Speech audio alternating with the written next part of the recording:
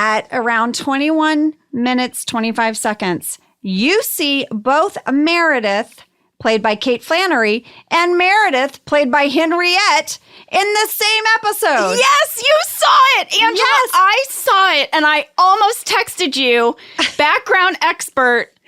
But I thought, no, I'm going to wait and see if she sees it. Yes, this is a huge mistake. It's a huge mistake. So basically, while Michael has this talking head, they want to show all these clips of different women in the office. And they used like some footage from the pilot before Kate Flannery came on, and it was Henriette as Meredith. You have this montage that goes Kate Flannery to Henriette to Luann, who played in the Annex. Who was one of our extras for a very long time, so that makes sense. I saw that and I got so excited for you. I got so excited. Because you knew I knew you were going to clock it. You knew I had my note card ready. Hot Girl. Hot Girl, Season 1, Episode 6, written by Mindy Kaling and directed by Amy Heckerling. I was really excited to meet Amy Heckerling. You know, growing up, guys, I might be a child of the 70s. No judgment, the oldie sitting here. No, and she directed Fast Times at Ridgemont High and Clueless. Clueless. So I was excited. I remember there was a bit of a buzz. Yeah, there was a little bit of a buzz. That she was coming in. We were very excited. I didn't know how to make small talk with her. And guess what? I failed. All right, Jenna, hit us with a synopsis. All right, synopsis of this episode. Michael allows a woman selling purses to set up in the conference room for the day, and Michael and Dwight compete for her attention. Mm-hmm. Very simple. Very simple. And yet... so loaded for Pam. Oh, this was really a big Pam episode. It really was. My fast fact, number 1, this is the first episode written by Mindy Kaling. Yes, Mindy Kaling, so smart, so funny. And she was one of our most prolific writers on The Office. She wrote a total of, Jenna, ready? What? 22 episodes. Wow. I know. That's like she wrote an entire season of The Office. I know. Of our 9, because the season's usually about 22, 24 episodes. I have a fan question about Mindy. All right. This episode was written by Mindy Kaling. What was it like to work with her as a writer versus an actor? Good question. I know. You know what? I loved when Mindy was the writer of the episode, because the writer of the episode on our show would stay on set all week and produce their episode with the director. So they kind of worked very side by side with the director. Yes, and they were sort of the liaison back to the writer's room. I love that our show did this. Not all shows do that, and I really think you benefit from having the writer of the episode on the set with you. Well, Mindy, it was so easy to make Mindy laugh. Like, she was so ready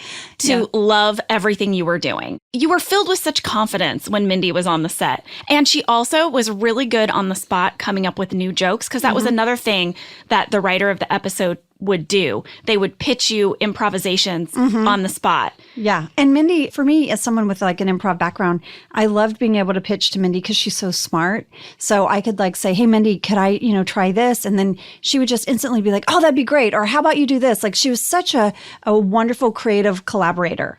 What's up with the wrong parking lot at the end of this episode? That's because this was the original set before we moved. And I have a story about that parking lot. You see in that final shot, it starts with Michael and Jim and Katie leaving. She's got her big bag. Michael realizes that Jim is going to be giving her a ride home because they're going to get drinks. And then it reveals Pam and Roy backing up in Roy's truck, and Pam clocks Jim and Katie.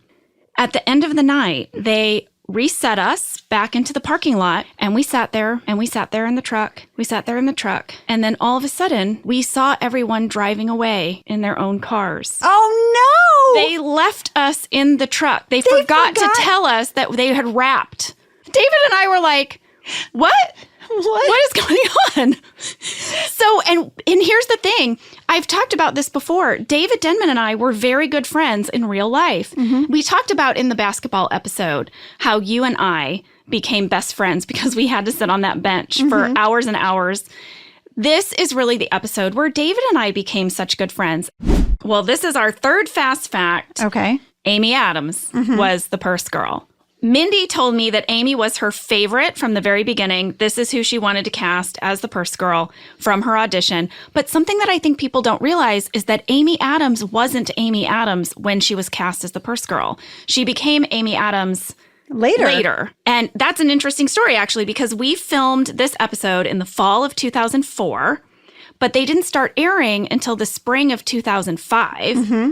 And that fall, she was nominated for an Academy Award for her role in Junebug. Right. When she did this episode of The Office, no one had seen Junebug yet because Junebug came out in August of 2005. Yes. But Amy is one of the nicest people. She's so, so sweet. Oh, I loved Amy. It was so fun working with her. Mm-hmm. There were a lot of questions from fans asking if we planned to bring this character back after we shot it. Well, we didn't think we were going to have a show. Right. There were no real plans to bring her back, but then when the show got picked up, they wanted to bring her back, but now she was Academy Award nominated Amy Adams. So I was like, well, I hope we can get her back. And we did. She came back for 2 more episodes. Yes. And she was such a great foil, too, for Pam and Jim and all of that. I loved watching that play out. A lot of people wrote in and wanted to know, where did these purses come from that she's selling? So I called Phil Shea. Our prop master. Yes. He told me that he bought them all in downtown LA. Oh, at like the markets downtown? Yes. Oh, the knockoff purse markets? Yes. Because some of them looked really nice, but also they looked a little like pleather. I don't think anyone kept them. I didn't keep one. Did you? I didn't know we could. I probably would have taken one. It was early on when we weren't brave enough to ask to take things yet. Yeah, no. Later, when the show wrapped, I did take Pam's everyday purse. It's just something that had been sitting, even if I didn't use it in a scene, it sat on Pam's desk or it was in her drawer. Yeah. So I have that. I have Pam's everyday purse that she had for most of the season. Oh, I didn't keep a fancy purse. Ooh, I have some Kinsey tidbits. All right, let's hear them. At 8 minutes, 14 seconds, Pam, gets up in a huff from Roy and leaves her salad on the table. Yeah. You didn't pack up your Tupperware or anything, and you had a juice box. What are you? I had just been insulted. He insulted me. He just said we're dating, and I had to say we're not dating, we're engaged. I'm very hurt, and I walk away. What do you want? And here's my salad and my Tupperware. Deal with it. Have you never been at a meal and been offended and just left your plate? No. So if you're in a fight with someone over dinner, yes, you get up with your plate and you go rinse it off and put it in the dishwasher. That's right. I'm going to bust my plate. I'm not going to leave my salad. Well, I would love to see that. Oh, I think it would have been so weird if she had taken her food with her. What an odd choice. I think it would be funny if she was mad as hell and had to pack up her salad. The props people, when you have to be married on a show, they'll bring you a whole tray of rings. To pick. I picked a diamond cluster ring as opposed to a diamond solitaire. And I had it in my mind that Pam has always been hurt that Roy didn't get her more of the rings she wanted.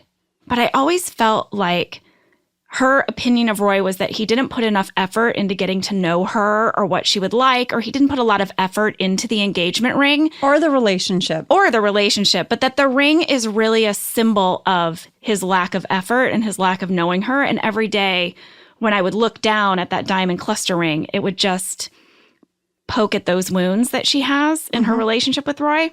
And so when he says boyfriend, that's another way that she's like, that's right. This ring makes me feel like we're not engaged. I've been wearing this diamond cluster ring for 3 years, and it feels like a thing that you give your girlfriend. It doesn't feel like what you give someone when you're proposing, at least for Pam. Does that make sense? It does. And it also just makes me sad. And now I take back my salad.